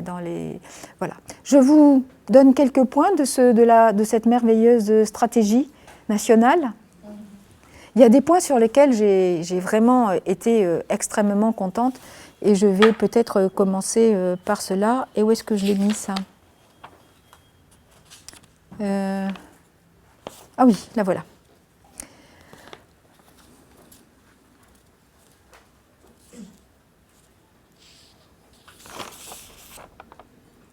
Voilà. Le premier point qui a été annoncé dans cette stratégie, c'est rompre l'isolement. Alors, il y a des gens qui ont dit oh ben, ils s'en font pas, hein, parce qu'aujourd'hui, il y a des organisations qui sont là pour ça. Est-ce qu'il y en a parmi vous qui connaissent la mobilisation Mona Lisa ? Oui ? Donc c'est un mouvement qui vient des petits frères des pauvres, qui a pris la mesure de le nombre de personnes qui sont isolées, beaucoup de personnes âgées, mais beaucoup de jeunes qui pensent qu'ils ont des amis qui leur envoient des likes, ou des pas likes d'ailleurs, parce qu'ils sont sur les réseaux sociaux non sécurisés. C'est aujourd'hui ou demain la journée nationale contre les comment ? Les harcèlements, oui, les harcèlements à l'école. C'est aujourd'hui. Les harcèlements à l'école, franchement, oui. Et rompre l'isolement, alors il y a des gens qui ont dit, ouais, ils s'en font pas, il y a Mona Lisa qui le fait déjà. Et bien, de le mettre dans un plan national et de le répéter là, c'est pas si grave que ça. Rompre l'isolement, aujourd'hui, pour les gens qui sont aidants, c'est un vrai sujet. Il y a beaucoup d'aidants qui disent « je suis isolé, on ne vient plus me voir, je compte sur les doigts d'une main les amis qui ne m'appellent plus ». Mais moi, je leur dis « mais vous, est-ce que vous les appelez, les amis ?» « Ah ben non, vous savez, à force, hein, ça ne les intéresse pas quand je leur raconte que mon mari... » Ah ben oui, mais justement, peut-être que la prochaine fois, vous ne lui parlez pas de votre mari, mais vous dites « comment allez-vous ?» Que vous preniez leurs nouvelles, par exemple, ça peut leur faire plaisir, peut-être qu'ils n'ont pas osé vous déranger, etc. À chaque fois, c'est amusant parce que il faut tout le temps dénouer ce qui se noue et qui n'a pas lieu d'être. Il y a des choses qui ont lieu d'être, dans le fait qu'on se prend les pieds là, dans le plat, mais là, allez, on fait... et cet encouragement, pour moi, il participe à quelque chose de l'ordre de la normalisation d'être aidant. Parce que si être aidant, c'est tout ça, et que on laisse pas passer ça, qu'on entre dedans, qu'on l'entretient, on va pas s'en sortir. On va pas s'en sortir. Il faut effectivement qu'on puisse être auprès des gens en disant vos amis ne vous appellent pas, oui, sûrement, qu'ils ne veulent pas vous déranger, ou que peut-être ils sont impressionnés par la maladie, eh bien, appelez-les, demandez-leur de leurs nouvelles à eux, et puis invitez-les à prendre un petit café, vous n'êtes pas obligé de faire un repas. Ah non, ça je ne pourrais pas faire un repas, ben justement, c'est ce qu'on est en train de se dire. C'est de voir comment nous, les autres, les métropoles, les intervenants professionnels, on peut baisser la pression là où la pression est vraiment inutile. Elle est suffisamment là, la pression, pour des bonnes raisons. Alors, inventons des bonnes raisons de ne pas mettre trop de pression et de dire aux gens qu'ils peuvent aussi baisser un peu la pression et que inviter les amis à boire un café, c'est sympa aussi. Et ça peut faire revenir les amis en les remerciant d'être venus nous voir. Je ne sais pas quoi, mais des choses simples de la vie quotidienne. Le deuxième, il est génial. C'est de créer des nouveaux droits, mais je pense qu'ils sont déjà tous créés, les nouveaux droits. Je ne pense pas qu'il va y en avoir beaucoup d'autres. Parce que tout est dit. Le droit au répit, sans que la question de répit ne soit suffisamment correctement explicitée. Aujourd'hui, on a des malentendus incroyables. On croit que le répit, c'est toujours la même chose, mais il n'y a rien de plus différent que le répit et le répit, même si on n'en a pas l'air. Et donc, vous avez le grand spécialiste qui va vous éclairer, et aussi sur cette maldonne que le répit, c'est autre chose que tout ce qu'on en dit. Il y a plein de définitions différentes, et il y a des endroits où le répit, où ça s'appelle le répit, mais c'est très différent du répit d'à côté. Il va bien falloir se mettre d'accord sur ce que c'est pour pouvoir le qualifier. Les nouveaux droits, je ne pense pas qu'on va créer des nouveaux droits, parce qu'il y a pas mal de... On a découvert il n'y a pas longtemps qu'il y avait une dizaine de droits pour les aidants qui étaient logés dans des morceaux de loi. Moi-même, je les ai cherchés, je les ai trouvés, et j'ai fait l'inventaire de tous les droits qui existent maintenant. Quand on dit des nouveaux droits, c'est très probablement ce qu'ils appellent la mesure phare de l'indemnisation du congé de proche aidant, mais le droit, il existe déjà. Par contre, ce qui n'existe pas, c'est son indemnisation, l'indemnisation des aidants quand ils prennent un congé de proche aidant. Et au bout du compte, ce n'est pas forcément un nouveau droit, mais c'est un droit qu'on a mieux habillé pour qu'il ressemble à quelque chose. Parce que donner un droit aux gens d'avoir des congés de proche aidant sans qu'ils soient indemnisés, les gens ne pouvaient pas. Donc ça se termine comment ? Ça se termine par de l'arrêt maladie. Et bon, moi j'ai rien à dire par rapport à ça, mais c'est pas fait pour ça. L'arrêt maladie n'est pas fait pour ça. L'indemnisation du congé de proche aidant, c'est fait pour ça. Alors après, il y a des gens qui peuvent dire cette indemnisation ne me permet pas de... D'accord, bien évidemment, mais les nouveaux droits, je ne vois pas ce qu'ils peuvent faire comme nouveaux droits. Parce qu'ils ils sont là, on les a, donc il faut les réchauffer un peu, les relooker, il faut leur faire un peu de com, et puis voilà. Par contre, le plus important pour moi dans les nouveaux droits, c'est faciliter l'accès aux droits. Aujourd'hui, c'est pas qu'il n'y a pas de droit, c'est qu'on ne peut pas y accéder tellement l'administration est tatillonne. Je vous donne un exemple. Dans la loi d'adaptation de la société au vieillissement, la ministre de l'époque, Michel Delaunay, voulait absolument qu'il y ait un droit au répit. On reprend la notion de droit au répit avec quelque chose qui ressemblait à une indemnité forfaitaire de 500 € sur une année pour la personne. C'est plus compliqué que ça. Aujourd'hui, il y a 0,01% de personnes qui ont accédé à ce droit de répit de la loi ASV. Pourquoi ? Parce que, et ça c'est l'IGAS qui l'a révélé, alors là ça m'a fait rire, parce que l'IGAS a tapé un grand coup de poing sur la table. Une dame de l'IGAS m'appelle un jour en disant « Mais Florence, comment ça se fait que personne n'accède au droit au répit ? C'était donc inutile ?» Je dis « C'est pas tout à fait ça, mais regarde les décrets d'application et tu verras la gymnastique qu'ils ont fait pour le rendre impraticable, ce droit au répit. » Elle regarde. Elle me rappelle, furieuse, en disant « Mais comment on a laissé passer un truc pareil ? Comment l'administration peut s'autoriser à annuler, par la complexité de l'accès à un droit, le droit qui a été créé par la loi ?» Je dis « Tu me poses la question, donc tu t'y réponds, et puis tu fais ce que tu as à faire. » Ils ont fait un rapport vraiment, vraiment à charge. Ils ont vraiment tapé du poing sur la table. C'est-à-dire que c'est plus les rapports de l'IGAS où on dit de toute façon tout le monde s'en fout et puis les préconisations ne sont jamais mises en place.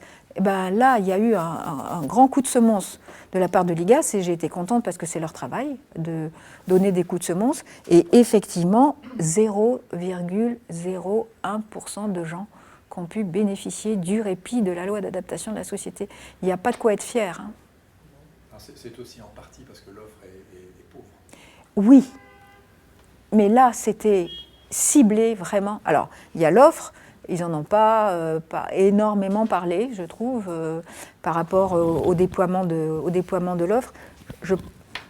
J'ai regardé les chiffres, au niveau financier, ils ont fait à minima quand même. Sur l'aide qui est apportée sur l'aide. Personnellement, oui, c'est 500 € Oui. en complément du plan d'aide si besoin, Oui. donc c'est en effet très peu.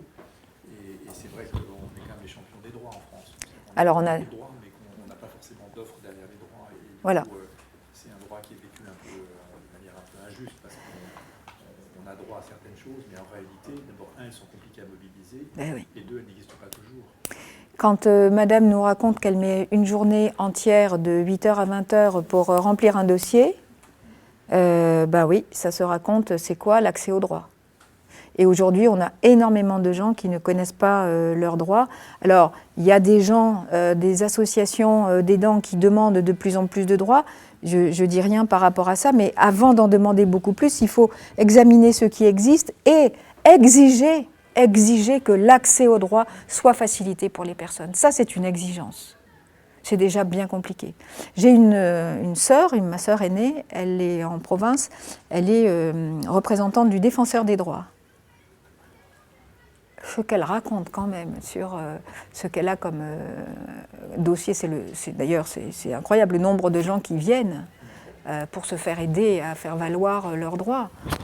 Ma sœur me dit on est dans une situation explosive, tellement l'accès aux droits est confisqué par les agissements ou le laisser-faire des administrations. C'est très grave ça. Ça c'est très grave.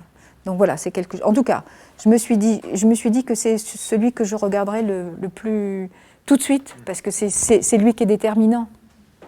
Ensuite, il y a la conciliation vie professionnelle, vie personnelle. C'est vrai que ça, nous on a commencé à en parler il y a 10 ans. On avait rencontré les premières entreprises il y a 10 ans. Maintenant, c'est quelque chose qui est devenu courant, que les entreprises, mais on va dire la vérité, les entreprises qui sont aujourd'hui vertueuses sont des très grosses entreprises qui ont des services RH très importants, qui ont des services sociaux très importants. Je pense à SNCF qui a une politique envers les aidants de la société, de l'entreprise SNCF qui est vraiment géniale. J'ai passé une journée avec eux il y a peu de temps là. Il y a des moyens humains, de gens formés. Et il y a des moyens financiers. Je le dis à la fin parce que la volonté, elle est de passer par des humains formés. Et ensuite, il y a de l'argent. Donc Par contre, si on veut transposer ça au petit commerce, à la boulangerie qui a embauché 2 personnes, ou à la boucherie qui a embauché un apprenti, ça va être difficile. Et puis, il y a les PME qui n'ont pas les mêmes... Alors, on dit ça ne va pas être possible pour les PME, elles n'ont pas les mêmes moyens que les grandes entreprises. Mais ça, on le sait depuis terriblement longtemps. Par contre, que les PME regardent ici et maintenant avec la discussion, alors il y a une discussion de branche qui est obligatoire. Je sais qu'il y a une sénatrice qui est tout à fait contre la branche et qu'il faudrait que ce soit par entreprise.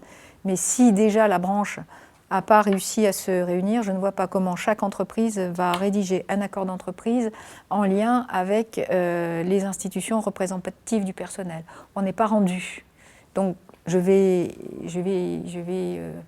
lui faire un petit mot pour lui dire de bien réfléchir, parce que la branche, elle peut des choses. L'entreprise toute seule, il va y avoir combien d'entreprises qui vont se lancer toutes seules dans ce processus pour... voilà.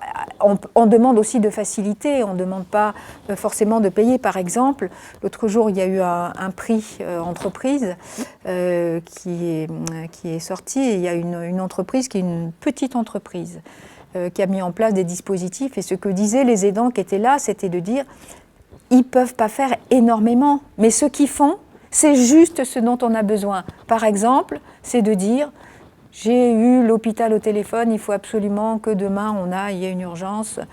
L'employeur lui dit vous partez, combien de temps, vous me direz quand vous serez à l'hôpital combien de temps vous avez besoin, et de toute façon, on s'est bien mis d'accord, le moment venu, vous récupérerez ou vous le prendrez en congé. Les gens disent, on ne va pas demander à notre employeur on pourra éventuellement émarger sur le congé de proche aidant, de nous financer les jours où on n'a pas travaillé, mais on sait que le travail qu'on a loupé, on peut le faire à un moment donné. Ou on peut dire, allez hop, là je mets un jour de... C'est comme ça qu'on faisait autrefois, mais ce qu'ils disent ces gens-là, c'est de nous avoir proposé cette flexibilité du travail. Ça nous donne un sentiment d'appartenance vraiment très élevé par rapport à notre entreprise. Et on a la fierté aussi de dire, de toute façon, le travail, on va le faire. En tout cas, il y a des choses comme ça qui ne sont pas très compliquées. Accroître et diversifier les solutions de répit. Là, il y a du travail, il y a des enjeux de compréhension de contenu et de se mettre bien d'accord de quoi on parle quand on parle de répit, parce que ça va un peu dans tous les sens. J'ai mis en place dans mon association d'aide de soins, d'accompagnement, me dit l'autre jour une dame, j'ai recruté 2 bénévoles et je les envoie un après-midi par semaine visiter une personne, comme ça l'aidant il peut sortir en même temps. Donc je mets en place une solution de répit et je vais demander un financement au conseil départemental. Mais si c'est bénévole, vous n'avez pas besoin de demander de l'argent. Et puis voilà, il va falloir qu'on se mette d'accord sur c'est quoi le répit. C'est une visite d'amitié d'un bénévole à une personne qui est isolée et l'autre qui a besoin de sortir. C'est pas forcément exactement ça qu'on va dénommer solution de répit. C'est autre chose, ça s'inscrit dans autre chose. Et donc, on a un petit peu la crainte quand même aussi qu'il se développe comme ça beaucoup de choses. La santé, agir sur la santé. Aujourd'hui, on est sur une santé altérée des proches aidants, beaucoup plus altérée qu'avant l'aide. Et ça se traduit par des choses extrêmement classiques qui vont du manque de sommeil à l'inquiétude, au stress, à la fatigue, à la mauvaise alimentation. C'est pas qu'on mange trop ou trop peu, mais surtout on mange n'importe quoi parce qu'on n'a pas le temps, parce qu'il a fallu sortir, emmener aux examens médicaux, aller chercher à l'école ou je ne sais quoi, et voilà. Et donc là, il y a un risque important. On a fait une enquête il y a 3 ans avec le ministère de la Santé sur les problèmes de santé des aidants. C'est suffisamment alarmant. Il y a une consultation médicale. Il y a une consultation médicale qui a été mise en place, tarifée à 70 € pour un montant horaire, un nombre d'heures de 2 heures, 2 heures et demie pour évaluer la situation.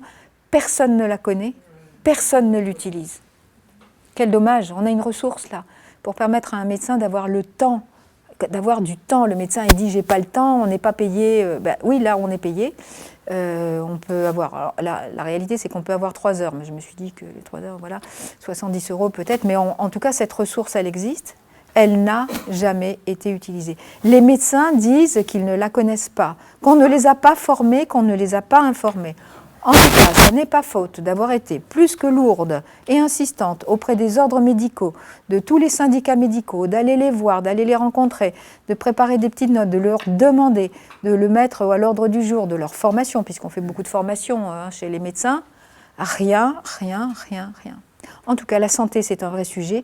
Il y a juste, c'est une double, triple, quadruple, quintuple peine d'avoir en plus des problèmes de santé importants avec ce que peut être pour certains les maux qui vont bien, qui sont le poids, le fardeau, la difficulté, etc. Pour ces 21% de gens pour qui les choses sont très difficiles. Il faut utiliser les vrais mots là où il y a besoin qu'on utilise les vrais mots.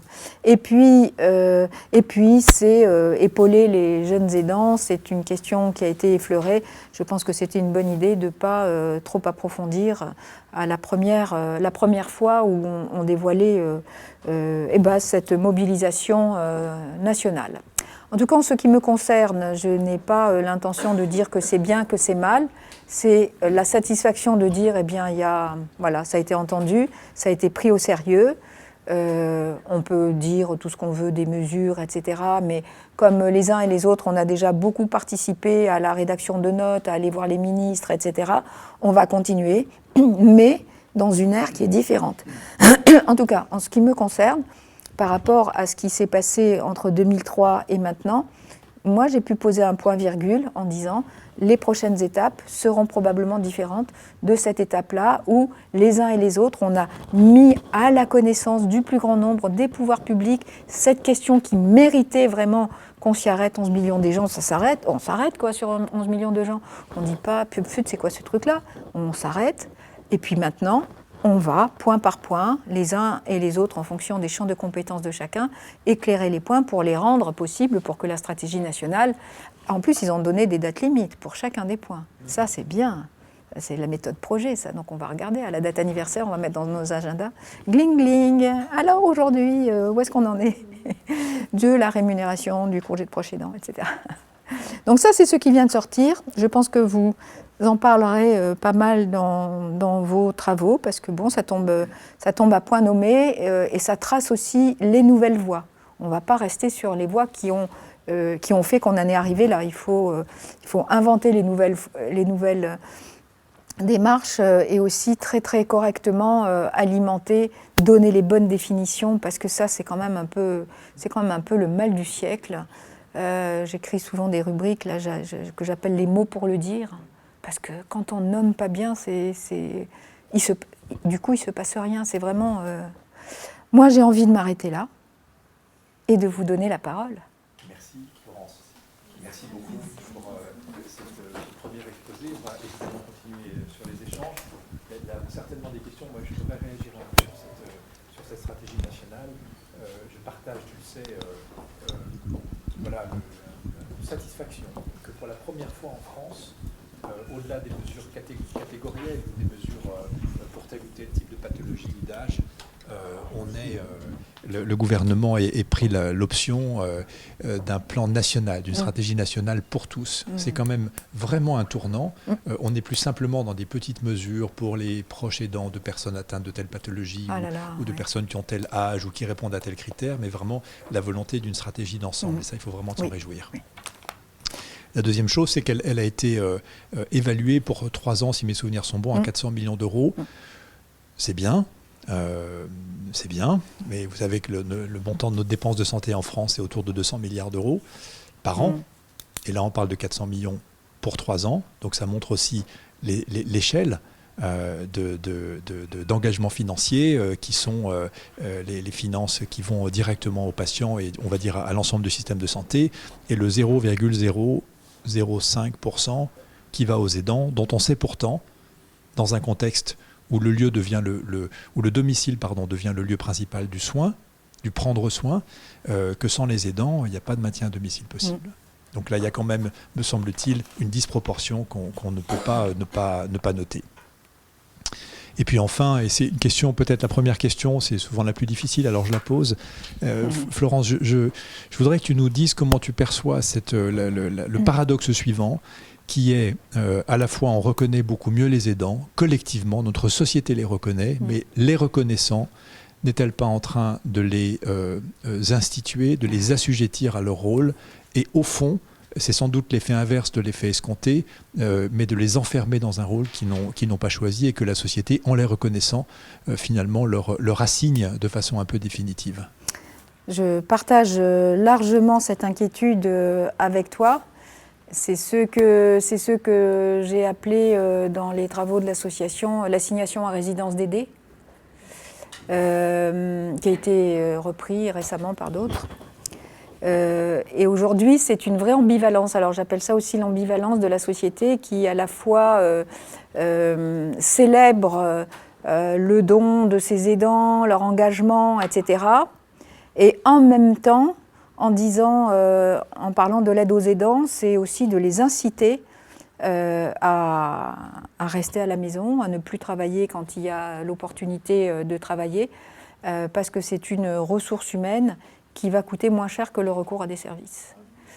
Et là, il faut être extrêmement vigilant. Qu'il y ait des gens qui décident de rester à la maison pour s'occuper, pour les raisons qui leur... Il y a des situations dans lesquelles on ne se pose même pas la question tellement on n'a pas le choix. La question, c'est comment créer une société non jugeante qui va permettre aux gens d'être dans la justesse dans les choix qu'ils vont faire.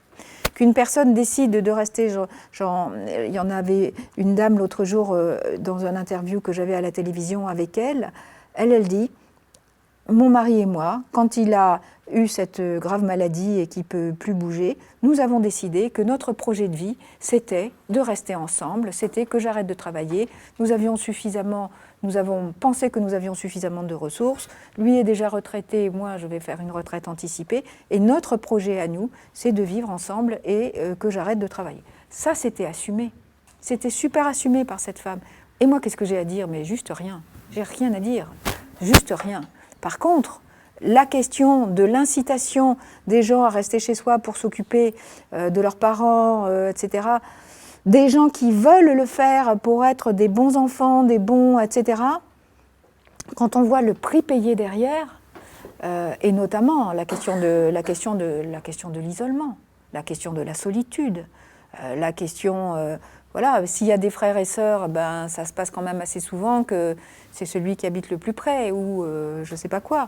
Là, il y a vraiment de quoi être inquiet, se poser des questions et continuer sur le thème, alors pour moi j'appelle ça le terme de l'ambivalence, continuer sur le terme de l'ambivalence. Alors je serai demain dans une conférence que donne la Cour des comptes et je vais parler justement de la question de la monétarisation de l'aide, puisque ça sort de plus en plus, cette question de la monétarisation de l'aide.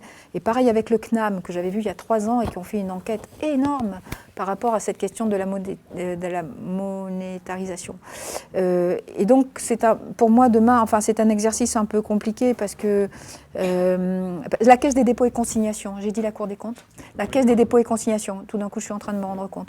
La Caisse des dépôts et consignations, donc, oui, c'est pas les questions qu'ils posent et tout sont pas faciles, mais j'ai eu les gens au téléphone en disant, moi, j'ai que ce sujet. Ils disent, mais on l'attend avec impatience que quelqu'un le pose. Parce qu'on a conscience que ça se passe comme ça, mais nous, Caisse des dépôts, on n'est pas dans le truc, on n'a pas de légitimité à parler de ça. Donc effectivement, je vais parler de ça et je vais en reparler aussi à des sénatrices ou des députés qu'on a beaucoup vus ces derniers temps, mais que je vais revoir là pour leur parler de ça. Parce qu'elles n'ont pas... et enfin, en tout cas, il y en a une, elle n'a pas... Dans sa grande générosité, où elle veut payer les gens pour qu'ils s'arrêtent de travailler et puissent un petit peu mieux faire les soins à la maison, voilà, je pense qu'il y a un effet pervers qui est quand même très dangereux pour les gens. Et quand c'est, qui plus est, un élu, ça a de l'influence quand même.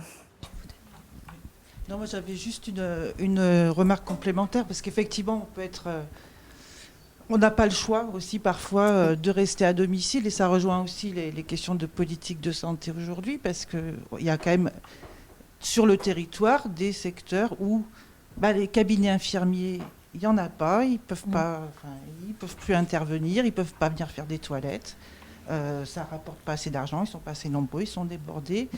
Il y a des SSIAD qui sont débordés aussi, il y a des listes d'attente, et donc à un moment donné, parfois, les gens n'ont pas le choix. Voilà. Il y a des services d'auxiliaires de vie qui n'arrivent plus à recruter du personnel. Oui. Voilà. Donc, oui. Il faut aussi qu'il y ait suffisamment de professionnels. Alors, on est tributaires les uns des autres. Et aujourd'hui, vous n'êtes pas sans savoir que le secteur de l'aide à domicile a connu des mauvaises heures ces derniers... J'avais envie de dire ces derniers mois, mais c'est plutôt ces dernières années. Et qu'aujourd'hui, le temps que ça se remuscle et que ça reparte, enfin il y en a qui y arrivent, mais c'est vrai qu'on a joué de malchance. Pendant le même temps, ces dernières années, on a énormément joué de malchance avec les déserts médicaux. Il y a aujourd'hui beaucoup de maisons médicales, mais je connais une maison médicale, alors je dis c'est super d'avoir fait une maison médicale, ça encourage les gens parce qu'ils sont dans le même lieu. Ah ouais, mais il n'y a personne. Ils ont recruté personne, ni infirmière, ni médecin, ni aide-soignante, ni rien. Il y a la maison de santé. Le maire fait des pieds et des mains pour avoir en même temps un appartement où les gens seront logés quasiment gratuitement, etc. Ils ne trouvent pas. C'est une solution, ça aussi. Qui souhaite intervenir ou réagir ou... Moi, c'est pas forcément une question, mais plutôt une... Je vous remets merci. Donc pas vraiment une question, mais plus une remarque. Dans votre intervention, ce qui me plaît beaucoup aussi, c'est ce que vous avez nommé comme redonner à l'aidant sa capacité d'agir. Moi, ce que j'entends aussi derrière ça, c'est ne pas effectivement assigner les gens à quelque chose de définitif qui ferait aussi d'eux un peu des victimes, c'est-à-dire je n'ai pas choisi d'être aidant, il faut bien que je m'y mette, et je trouve que c'est toujours terrible d'enfermer les gens dans un statut définitif parce qu'ils ne deviennent plus que ça. Voilà, donc sur la capacité de l'aidant à agir, à faire des choix, tout ce qui va avec, je veux dire. À chaque fois que c'est possible. À chaque fois que c'est-à-dire, c'est possible, il y a des situations dans lesquelles on est en situation de non-choix total. et d'autres où on peut se poser la question, est-ce que je peux avoir un choix? C'est pour ça que pour nous, c'est extrêmement important de pouvoir accompagner les gens sur cette question. Est-ce que c'est quoi mon choix? Est-ce que j'ai un choix? Est-ce que j'ai la liberté de le prendre? En tout cas, de se poser les questions, ça ne résout pas tout, mais ça permet aux gens de se réapproprier quelque chose. Et que les professionnels, justement, puissent interroger les aidants en disant, voilà, est-ce que vous avez pensé... est-ce que vous avez pensé que c'était possible de faire autrement ou pas? Enfin, après, des fois, ça ne l'est pas, mais je trouve que le rôle des professionnels, c'est aussi de soutenir ça, quoi. Mais il va falloir les former question. sérieusement à ça. Une des raisons, sans doute, pour lesquelles la question du statut n'a pas été retenue, il y a des raisons financières, évidemment, on n'est pas dupes, mais je pense qu'il y a aussi des raisons philosophiques, justement autour de cette question de la liberté, de l'autonomie, de la liberté d'agir ou de choisir, d'aider jusqu'où, et que donner un statut, c'est enfermer et véritablement aussi assigner les gens à la fonction. Et je pense que c'est une des raisons pour lesquelles la question du statut n'a pas été finalement retenue. Et leur demander de rendre des comptes après. Alors non seulement ils font tout ce qu'ils font, mais en plus il faut rendre des comptes. Les évaluer. Non, c'est juste pas possible. Et puis je pense à, je sais pas qui c'est, cette assistante sociale mais je me dis que c'est trop grave de faire des choses comme ça, quoi. C'est trop grave, ça peut pas exister. Enfin, il faut qu'on se mobilise par rapport à ça. Et je suis ravie de la position du gouvernement par rapport à ça. C'est extrêmement responsable. C'est ne pas écouter les sirènes. Et on ne peut qu'en être ravi. Ah bon? D'autres remarques? Une remarque pour illustrer, parce que pour le vivre au quotidien, d'abord je voudrais féliciter l'association française, parce que nous on est adhérents et on a mis en place une formation, on en a vu réellement les bénéfices. D'abord je voulais souligner effectivement l'accompagnement individuel, et je l'ai dit ce matin et je voulais le redire, parce que pour faire émerger en fait les choix de chacun et la manière dont ils s'inscrivent dans cette relation d'aide, il faut qu'on les écoute. Et je crois que le premier sas, en fait, c'est de leur permettre d'exprimer simplement comment moi je m'inscris aujourd'hui dans cette relation. Et finalement, qu'est-ce que je choisis? Jusqu'où je vais?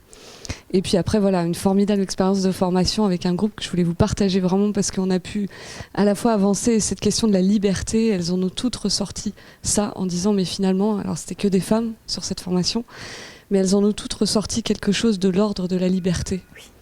En disant finalement... On a compris qu'on avait des besoins, des attentes, des limites, mais aussi qu'on était libre. Ouais. Et ça, c'est vraiment une très très belle expérience. Si ça sert que à ça, c'est déjà énorme. Oui. J'en profite, je réagis à chaud. 21% des aidants, c'est pour ça que je vous ai fait répéter, 21% des aidants qui ne vont vraiment pas bien. Enfin, moi, voilà ce que j'ai noté. Ça veut dire que 79% des aidants vont bien, quoi. Et moi, j'étais étonnée de ce pourcentage. Eh oui. Et je me posais la question de savoir si, effectivement, quand on était aidant, on pouvait aller bien. Enfin, c'est juste ça, quoi. Oui. Eh ben, alors, la réponse, c'est oui. On peut aller bien quand on... Oui, ça, la réponse est oui. Dans les aidants qui restent, sur l'enquête qu'on a faite où les gens ont fait rempli des verbatims, mais vraiment pour raconter, ils ont parlé de leur fierté. Ils ont parlé ils ne savaient pas qu'ils étaient capables de ça. Ils disent que à certains moments, ils ont été noyés, mais qu'à d'autres moments, ils ont su relever la tête, mettre un sas entre eux et leur fonction d'aidant. Souvent, ils ont des amis ou des fratries qui sont aidantes aussi. Ils ont trouvé des solutions pour se succéder. Je ne sais pas, sur une fratrie où il y en a un des trois qui va passer Noël avec son fils qui habite de l'autre côté de la mer. Les autres viennent, se succèdent. Ils trouvent des choses qui font qu'ils ne vivent pas ça comme un drame. Et puis il y a les moments lourds, les moments difficiles, les aggravations, la fin de vie, tout ça. Ils disent que c'est difficile, qu'il y a des moments... Mais il y avait une unanimité des gens qui ne se connaissaient pas, c'était une enquête sur la question de la fierté. Je ne savais pas que j'étais capable de ça. À partir de maintenant, il y avait beaucoup de témoignages d'hommes, je ne serai plus le même homme. Et puis il y a des moments où ils disent on est dans le trou, comme voilà, mais ça fait partie du processus. J'ai été super étonnée. Je me souviens, je faisais un grand voyage en train, je lisais tout ça et j'avais les yeux qui coulaient. de ce mal qu'ils se sont donné à parler et en même temps en écrivant. Ils ont écrit. Donc je me suis obligée à lire les 1200 réponses en me disant c'est pas possible, ils ont écrit tout ça, on va pas dire on en lit 3, quoi, c'est pas possible. Et voilà, il y a aussi cette catégorie de gens. Une fois qu'on a dit ça, à l'intérieur de ça, il y a toutes les possibilités, bien évidemment. Mais oui. Et puis il y a c'est vrai que quand on avait fait, il y a la dernière biennale qu'on avait fait avec l'Association française des aidants, c'était sur la reconnaissance et donc on était allé interviewer Alain Ray qui avait déroulé et qui avait dit aider c'est donner de la joie. Alors moi celui-là, déjà que je l'adorais avant, là je lui ai dit c'est trop bien pour nous de raconter que donner de la joie, avoir le sentiment que dans cette relation à l'autre, malgré, avec la fatigue, l'isolement, on donne de la joie, waouh! Cette conscience de ça, moi j'aime bien le dire aussi pour que les aidants puissent aussi se positionner par rapport à des choses qui sont aussi positives et bonnes pour eux, qui leur renvoient quelque chose aussi de l'ordre de ce que ça a une valeur. Ça a du prix, ça. Et c'est vrai que le discours ambiant divise terriblement les aidants, crée des archétypes autour desquels on voudrait que tous les aidants soient épuisés, désocialisés, appauvris. Bien sûr qu'il y a des situations extrêmement lourdes et difficiles, mais il y a aussi des situations avec des formes d'accomplissement, on peut dire les choses comme ça, oui. ou de joie à aider quelqu'un qu'on aime, et finalement, ça, je pense que c'est assez naturel. Le chiffre des 21%, alors du coup, il croise une autre donnée, autour du temps consacré à l'aide, et on sait que 20% des aidants, des personnes qui sont en situation d'aide, ils consacrent plus de 50 heures par semaine, et ce serait intéressant de savoir si ces deux éléments sont corrélés. La durée du temps passé auprès de son proche est probablement un des facteurs, un des critères qui fait que je vais moins bien, mais peut-être c'est pas simplement c'est pas le seul critère, hein, mais en tout cas ces deux chiffres qui sont à 1% près les mêmes et qui me paraissent assez intéressants à rapprocher. Et puis les uns et les autres dans cette salle, on est concernés par avoir été, être ou être en devenir d'aidants. Donc on en connaît quelque chose, les uns et les autres, même si on n'en parle pas, même si personne ne sait si madame a été aidante, si madame a été aidante, si j'ai été aidante. On n'a pas besoin de le mettre dans le pot commun, mais ça nous donne aussi une expérience qui nous fait dire aussi un certain nombre de choses, et notamment cette question de la préparation, et puis aussi de la distanciation pour à chaque fois que c'est possible. Parce qu'il y a des situations de personnes que l'on aide qui sont dans une telle pathologie, les conséquences pour lesquelles il n'y a pas énormément de solutions, sauf à ce que les intervenants professionnels fassent leur job, agrandissent leur taille de SIAD. Voilà. Là, la stratégie se mettra pas en place, et aujourd'hui, on n'a pas résolu la douloureuse question de l'aide à domicile. C'est juste plus possible que ça continue. Voilà. Moi, je vois quelques fédérations en ce moment où ça commence à frétiller, hein, parce qu'il manque tellement de personnel. Ils savent tellement pas. Enfin, je ne sais pas bien ce que je vais dire, mais il y a des moments où on se dit faut y aller, quoi. Faut y aller. Donc moi, je mets beaucoup d'espoir dans le fait que certaines fédérations là sont en train de bouger à nouveau pour tenter de